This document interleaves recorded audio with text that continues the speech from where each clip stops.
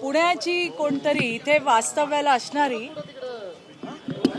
Doctor नाव आहे स्नेहल घुगे म्हणून कोण बाई आहे, जी मूळची बीडची बाई आहे, लग्न होऊन जालन्यामध्ये आली आणि कामधंद्यासाठी पुण्यामध्ये आली अशी मला माहिती मिळाली। या बाईने परवा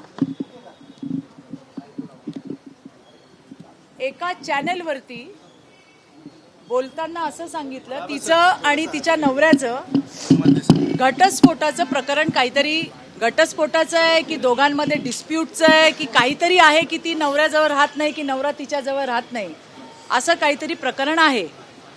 आणि त्या संदर्भामध्ये तिने अशी त्या चॅनलवरती सांगितलं की चित्रा वाघ यांनी मला घटस्फोट घ्या म्हणून सांगितलंय, शिवाय मी तिच्या कुठली नणंद आहे, कुठली तिला कुठे भेटले, अशा सगळ्या तिने स्टेटमेंट दिलेल्या आहेत ज्या धादांत खोट्या आहेत। ही बाई कोण, काळी का गोरी, मी तिला ओळखत नाही, मी कधी त्या बाईला भेटली नाही, मी कधी तिच्याशी फोनवर बोलली नाही। आमची पुण्याची अध्यक्ष हर्षदा फरांदे हिच्याशी तिचा संपर्क झाला होता आणि तिने सांगितलं की असं असं एका बाईची तक्रार आहे ताई, आपल्याला काय करता येईल। तिच्या नंदेबद्दल आणि तिच्या सासरच्या लोकांबद्दल तक्रार होती। त्यावेळेला मी तिला लिहून पाठवले, मेसेजेस आहेत की तिला पोलीस स्टेशनला जाऊन गुन्हा नोंद करायला सांगा। या बाईला गुन्हा नोंद करायचा नाही, तिचं काहीतरी वेगळंच म्हणणं आहे की ऑडिओ क्लिप यांना ऐकव। तिने हिच्याकडे सांगितलं, हिने मला सांगितलं, मी कधी त्या बाईला भेटलेली नाही।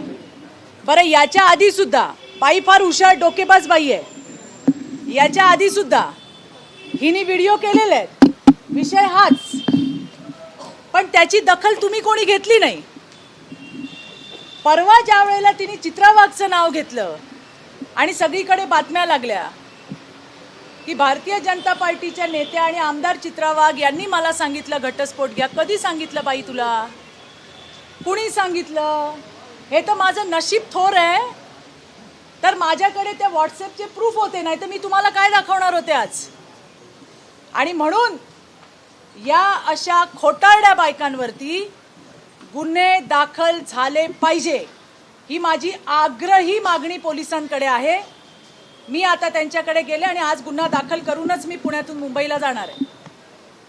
ज्या वेळेला आम्ही मदत करतो त्यावेळेला आमची भावना असते की त्या बाईला रिलीफ मिळाला पाहिजे, पण जर खोटी नावं घेऊन आम्हाला बदनाम करायचं काम जर कोणी करत असेल तर ते मी तरी खपवून घेणार नाही। याच्या आधीच्या तिच्या सगळ्या गोळ्या पचल्या असतील, पण ही गोळी पचायची नाही, मी अजिबात सोडणार नाही। आणि हा प्रश्न फक्त चित्रा वाघचा नाही आहे, आज हजारो वेगवेगळ्या पक्षाच्या सामाजिक आणि राजकीय कार्यकर्त्या या हजारो महिलांना मदत करत असतात, त्यांना मदत करण्यासाठी वेगवेगळ्या प्रकारे त्यांना सांगत असतात, पोलीस स्टेशनशी बोलत असतात। पण अशा पद्धतीने जर कोण खोटं बालंट आमच्या अंगावर टाकत असेल आणि आमच्यावरती खोटं बोललं जात असेल तर आम्ही ते खपवून घेणार नाही। 100% गुन्हा नोंद होणार। मी आता पुण्याच्या कमिशनर साहेबांशी बोललेली आहे, तिथले DCP सुद्धा आलेत, मी त्यांच्याशी सुद्धा बोललेली आहे आणि मी कायदेशीर कारवाईलाच त्या ठिकाणी त्यांना सांगितलंय की जी कलमं याच्यामध्ये लागतात ती सगळी कलमं याच्यात लागली पाहिजे। हा एक धडा असला पाहिजे की अशा पद्धतीने खोटे आरोप जर केले त्याची किंमत चुकवावी लागते। यामुळे होतंय काय की ज्या खरंच गरजू महिला आहेत, ज्यांना खरोखर आमची गरज आहे, अशा महिलांकडे सुद्धा संशयाने बघितलं जातं की खरोखर हिला गरज आहे की आम्हाला कुठेतरी अडकवायचं काम आहे। ही बाई आहे, हिच्या मागे कोण आहे याच्या मुळाशी जाईपर्यंत मी शांत राहणार नाही, पूर्ण पाळमुळं खणून काढणार। या बाईच्या विरोधामध्ये मला त्याच्यात पडायचं नाही आहे, पण हिच्याबद्दलचे सगळे जे काय मला माझ्याकडे डॉक्युमेंट्स आलेत ते सगळे डॉक्युमेंट्स मी कमिशनर साहेबांना दिलेत।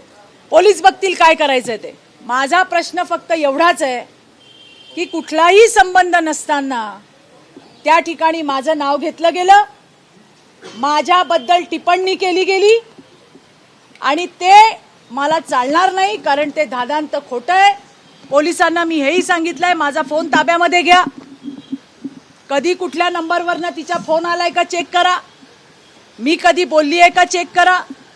पण अशा पद्धतीने हजारो महिलांना आम्ही मदत करत असताना जर खोट्या पद्धतीने कोणी आमची बदनामी करत असेल किंवा करायला लावत असेल तर ते खपवून घेतलं जाणार नाही. यासाठीच मी आज मुंबईहून पुण्याला आली आहे. कालच आमचा प्रचार संपलाय आणि आज पुण्यामध्ये येऊन मी त्या ठिकाणी गुन्हा नोंद करण्याची प्रक्रिया करणार आहे. अरे दुसरं पण महत्वाचं तो मोबाईल काढ. शेवटचा मेसेज बर का, या विषयावरचा शेवटचा मेसेज हा जुलै महिन्यातला आहे.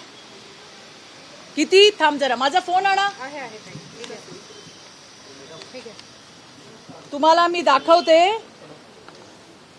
या प्रकरणातला.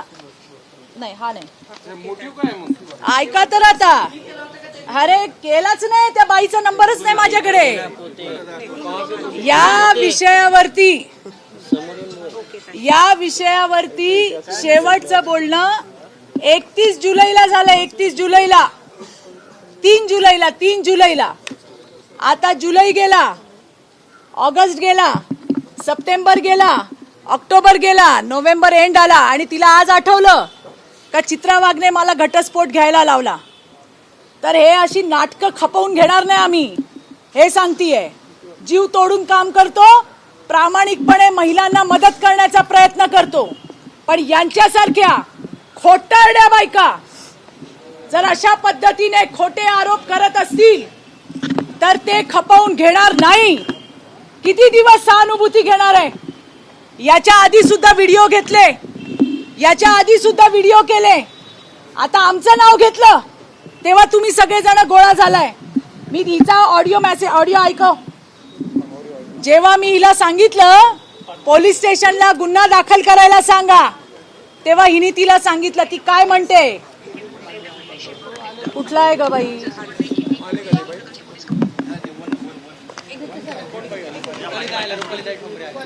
हे ऐका.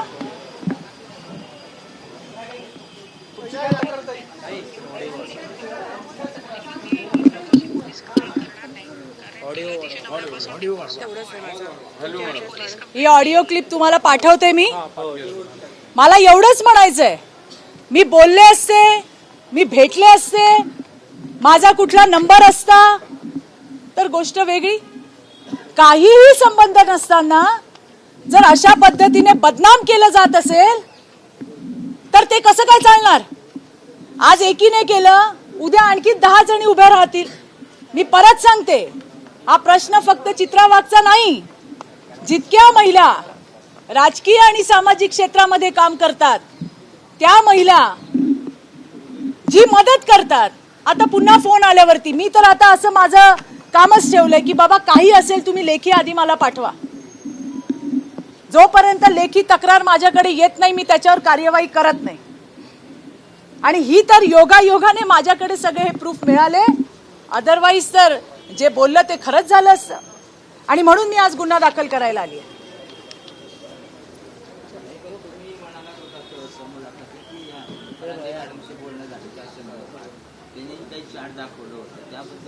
मग सांगितलं ना मी, ते तिने दाखवलं.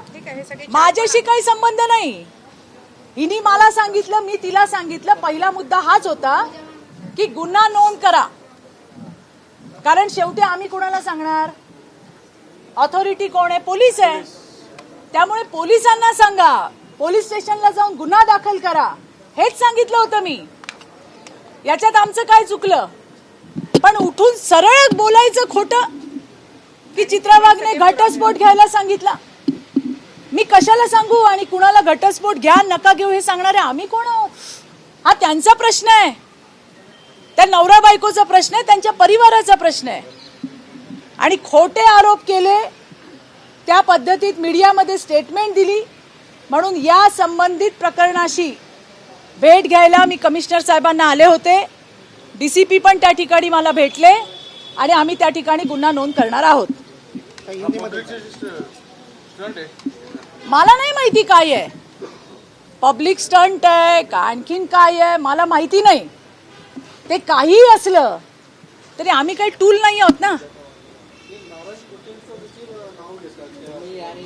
नारायण कुचे हे जालन्याचे आमदार आहेत. ते तिच्याशी काय बोलले काय नाही बोलले मला माहीत नाही. पण जेव्हा मला हर्षदाने सांगितलं की हे नारायण कुचे त्यांच्या मतदारसंघात काहीतरी तिची नणंद राहते, त्यावर मी कुचे साहेबांशी बोलले होते की बाबा अशी अशी काहीतरी पुण्याची केस आहे. ते म्हणले ताई माझा काही संबंध नाही, त्या ताईला मला फोन करायला सांगा, त्यांना गैरसमज झालाय. त्याचे पण माझ्याकडे व्हॉट्सअपचे हे आहेत मेसेजेस आहेत. आणि त्यामुळे कोण आहे ही बाई, ही कुठली बाई आहे, कोणी उठायचं आणि काही म्हणायचं आणि महिला म्हणून सहानुभूती घ्यायची आणि दुसऱ्या महिलांना खड्ड्यात टाकायचं. का याच्या आधीच्या व्हिडिओची दखल तुम्ही सगळ्यांनी घेतली नाही? का घेतली नाही मला सांगा. हा काय पहिला व्हिडिओ नाहीये तिचा. हिने मला व्हिडिओज पाठवले होते की चित्राताई हे बघा व्हिडिओ, या बाईवरती काय अन्याय होतोय, आणि आमचं नाव घेतलं. आणि तुम्ही सगळे गोळा झालात आम्हाला प्रश्न विचारायला, म्हणून उत्तर द्यायला मी आले. आणि असं जर खोटं काम, म्हणूनच सांगते मी पुण्यामध्ये मी कमिशनर साहेबांना भेटायला आले म्हणून तुमच्याकडे आले. जी लोक मी वैजापूरला होते तिकडे लोक आली होती आणि म्हणून या गोष्टीवर स्पष्टीकरण देणं गरजेचं आहे, म्हणून मी पुण्यात आले. काय मला माहित नाही कोण मागे आहे. हे सिद्ध होत नाही ना की त्यांच्यावरती घरगुती हिंसाचार. अरे मी कुठे म्हटलं, मग म्हणून तर आम्ही आरोपीच्या पिंजऱ्यात उभं. अरे दादा, केवळ आरोप केले गेले. अरे दादा, घरगुती हिंसाचार होतो म्हणून तर सांगितलं ना पोलीस स्टेशनला जा. व्हिडिओ करून न्याय नाही मिळत ना, हेच सांगितलं पोलीस स्टेशनला जा. माझ्या मेसेज मध्ये बघा मी काय सांगितलंय. घरगुती हिंसाचार होतोय, तिला आरोपीच्या नाही, तिने आम्हाला आरोपीच्या पिंजऱ्यात उभं केलंय. काय बोलताय तुम्ही? अरे घरगुती हिंसाचार झाला तर मी सांगितलं ना पोलीस स्टेशनला जा. मीच काय, माझ्या जागेवर कोणी असतं त्यांनी काय सांगितलं असतं? कोण मदत करणार होतं? पोलीस स्टेशनला जायचं नाही, व्हिडिओ करायचे, आमच्या सारख्यांना बदनाम करायचं, याच्याने त्यांचा घरगुती प्रश्न सुटणार आहे?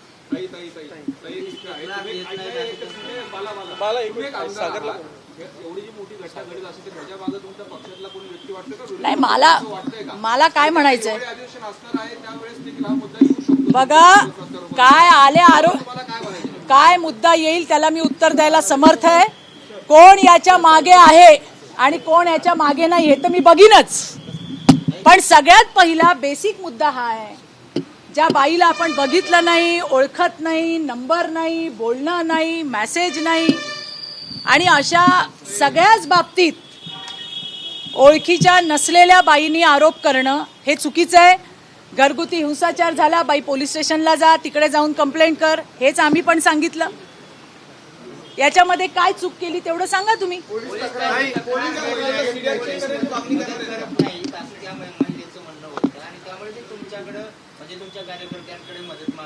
पोलीस स्टेशनला, अरे कसला राजकीय दबाव, कुठला राजकीय दबाव? इथे कमिशनर बसले, जाऊन विचारा त्यांना. आम्ही पहिल्यांदा हेच सांगितलं, जर पोलीस स्टेशनला कंप्लेंट घेत नव्हते तर सांगायचं होतं ना आम्हाला की पोलीस स्टेशनला कंप्लेंट घेत नाही.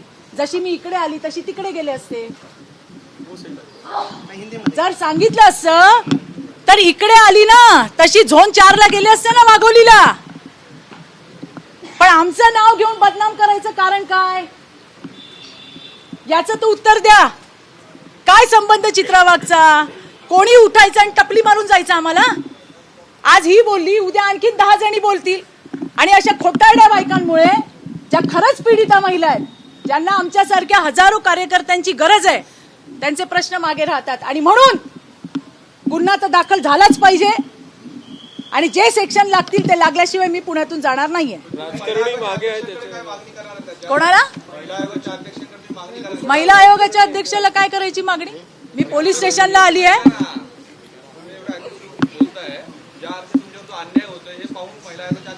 माझ्यावरचा अन्याय काय म्हणतात ते बघायला मी समर्थ आहे. मला माहिती आहे, मला पोलीस व्यवस्थेवरती पूर्ण विश्वास आहे, आणि त्याच्यामुळे मी कमिशनर साहेबांकडे आलेली आहे. नाही, पोलिसांनी सांगितलं, मला जे म्हणायचं होतं ते मी ऍप्लिकेशन दिलेलं आहे. आणि त्यांनी मला सांगितलं की चित्राताई आम्ही त्या ॲप्लिकेशनच्या थ्रू जातो आणि कुठले सेक्शन त्याच्यामध्ये लागतात त्याप्रमाणे आम्ही कारवाई करू. या महिला आयोगाकडे पण गेल्या होत्या राज्यातील महिला त्या महिला आयोगाच्या अध्यक्षाला विचारा, मला माहिती नाही कुठे गेली होती आणि काय केलं होतं ते, मला माहिती नाही. मी हे बघा, त्या कोणाकडे गेल्या आणि कोणाकडे नाही मला माहिती नाही. माझ्याकडे तर आल्या नव्हत्या ना, मी त्यांना भेटले. हा विषय डायव्हर्ट करू नका. ज्या ऑथॉरिटीकडे गेल्या त्या ऑथॉरिटीच्या प्रमुखाला विचारा. मी इथे यासाठी आली आहे की माझा कुठलाही संबंध नसताना माझं नाव घेतलं, मला बदनाम केलं गेलं आणि त्यासाठी मी इथे आली आहे. बाकी ती ज्या ज्या ऑथॉरिटीला गेली त्या ऑथॉरिटीच्या लोकांना तुम्ही विचारा, ते त्याच्यावर उत्तर देतील.